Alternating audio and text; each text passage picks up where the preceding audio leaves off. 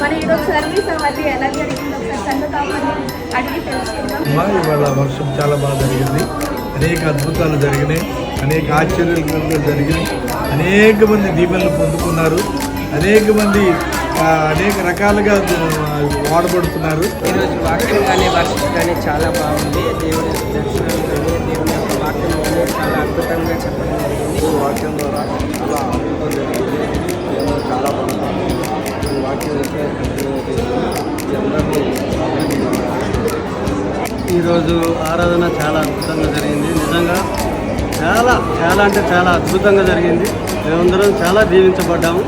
మరి మా యొక్క సంఘం కూడా అందరూ దీవించబడ్డారని చెప్పడానికి నేను ఎంతగానో సంతోషిస్తాను. ఓకే, ఈరోజు వర్షిప్ చాలా సూపర్గా జరిగిందండి. ఆ ప్రభు యొక్క పునరుత్థానమును మేము మనసారా ఆనందించాము.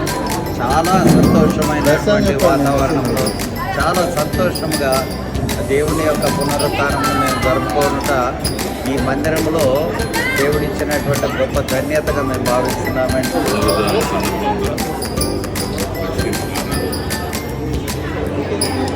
మరి ప్రతి ఒక్కరు కూడా హ్యాపీ ఈస్టర్. దేవుని సన్నిధితో మేము అందరం ఆనందంగా చాలా బాగుంది. ఆరాధన ఆరాధన చాలా బాగుంది. హ్యాపీగా ఇష్టం చేసుకుంటూ సరదాగా ఉన్నాం. ఐదు మాటలు చాలా వివరంగా మంచిగా అనిపించింది. రోజు మరి చాలా అసలు అద్భుతంగా ఉంది మన వాక్య మెసేజ్ కూడా. ఎందుకంటే 5 వాక్యాలు నా మార్గంలో మన మమ్మీ దేవుడు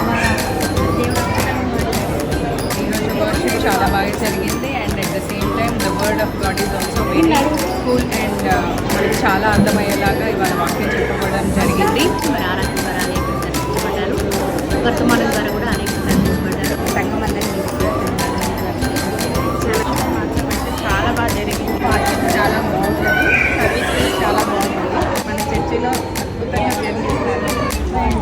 చాలా బాగుంది. మమ్మీ మెసేజ్ ఆరాధన చాలా బాగుంది.